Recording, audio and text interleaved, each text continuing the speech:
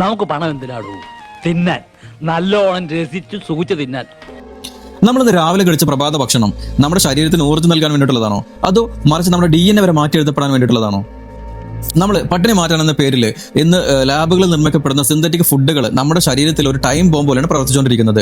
ഇത് വെറും ഒരു മായം ചേർക്കലല്ല, മറിച്ച് മനുഷ്യരാശിയെ തന്നെ ഇല്ലാതാക്കാൻ വേണ്ടിയിട്ട്, അല്ലെങ്കിൽ മനുഷ്യന്റെ പോപ്പുലേഷൻ ഇല്ലാണ്ടാക്കാൻ വേണ്ടിയിട്ടുള്ള ഡീപോപ്പുലേഷൻ അജണ്ടയുടെ ഭാഗമായിട്ട് നടന്നുകൊണ്ടിരിക്കുന്ന മറ്റൊരു കാര്യമാണ് നമുക്ക് ഭക്ഷണത്തിലൂടെ വിഷം തന്ന് ഒരു തലമുറയെ തന്നെ ഇല്ലാണ്ടാക്കാൻ ശ്രമിച്ചുകൊണ്ടിരിക്കുക എന്നുള്ളത്.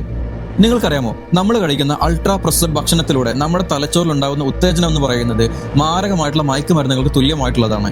ഇത് യാദർശികമല്ല, മറിച്ച് മനുഷ്യനെ ഭക്ഷണത്തിന് അടിമപ്പെടുത്താൻ വേണ്ടിയിട്ട് ഡിസൈൻ ചെയ്യപ്പെട്ടുള്ള ഒരു സിസ്റ്റം തന്നെയാണിത്. 2024 ബ്രിട്ടീഷ് മെഡിക്കൽ ജേണൽ പുറത്തുവിട്ട കണക്കനുസരിച്ച് അൾട്രാ പ്രോസസ്ഡ് ഫുഡിലൂടെ നമുക്ക് നമ്മുടെ ശരീരത്തിന് നൽകപ്പെടുന്നത് ഹൃദ്രോഗം, പ്രമേഹം തുടങ്ങിയിട്ടുള്ള 32 മാരകമായിട്ടുള്ള അസുഖങ്ങളാണ് നേരിട്ട് നമ്മുടെ ശരീരത്തേക്ക് നൽകപ്പെടുന്നത്.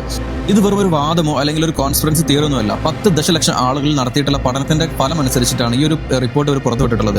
ലോകം 2026 കണ്ടുപിടുത്തങ്ങളുടെ ഏറ്റവും നിറകിലെത്തി നിൽക്കുമ്പോൾ അതിൽ ഏറ്റവും പ്രധാനപ്പെട്ട ഒരു കാര്യമാണ് സിന്തറ്റിക് മീറ്റുകൾ അല്ലെങ്കിൽ സിന്തറ്റിക് മിൽക്ക് എന്ന് പറയുന്നത്. ലാബുകളിൽ നിർമ്മിക്കുന്ന മീറ്റുകളും അതുപോലെ തന്നെ പാലുകളൊക്കെ ആണ് 2026 ഏറ്റവും വലിയ കണ്ടുപിടുത്തങ്ങളുടെ ഭാഗമായിട്ട് നമുക്ക് പറയപ്പെടാൻ കഴിയുന്ന ഒരു കാര്യം എന്ന് പറയുന്നത്.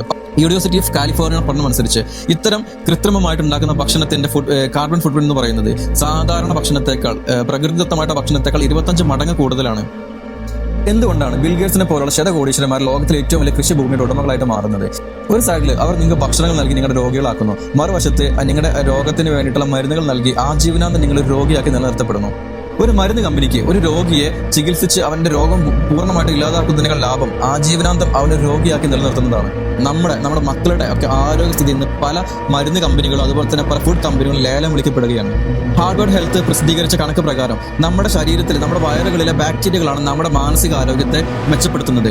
ഇന്ന് നമ്മൾ കഴിക്കുന്ന പല ഫുഡുകളിലും പ്രിസർവേറ്റീവ് കാരണം നമ്മുടെ ശരീരത്തിലെ, നമ്മുടെ വയറുകളിലെ ബാക്ടീരിയകൾ നശിക്കപ്പെടുന്നു. ഇതുമൂലം നമുക്ക് ഉണ്ടാകുന്നത് ഉൾക്കണ്ട, അതുപോലെ തന്നെ വിഷാദ രോഗം, മാനസികമായിട്ടുള്ള മറ്റ് പല രോഗങ്ങളും നമുക്ക് ഉണ്ടായിക്കൊണ്ടിരിക്കുന്നത്.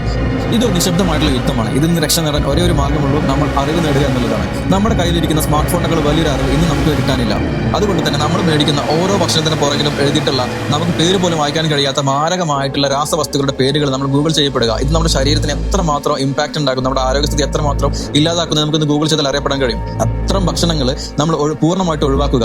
നമ്മുടെ ആരോഗ്യം നമ്മൾ ഒരു മരുന്ന് കമ്പനികൾക്കും ഒരു ഫുഡ് കമ്പനികൾക്കും തീരെഴുതി കൊടുക്കരുത് എന്നാണ് എനിക്ക് നിങ്ങളോട് പറയാനുള്ളത്. ഇത്തരം അറിവുകൾ നിങ്ങളുടെ സുഹൃത്തുക്കളും കൂടി നിങ്ങളും ഷെയർ ചെയ്യുക. അതുപോലെ തന്നെ ഇന്ന് രാവിലെ നിങ്ങൾ കഴിച്ച ഭക്ഷണത്തിൽ എന്തെല്ലാം വിഷാംശം ഉണ്ടായിരുന്നു എന്ന് നിങ്ങൾക്കറിയോ? ഉണ്ടെങ്കിൽ ഒന്ന് കമന്റ് ചെയ്യുക. അപ്പോൾ അടുത്ത വീഡിയോ ആയിട്ട് നമുക്ക് നാളെ കാണാം. ബൈ.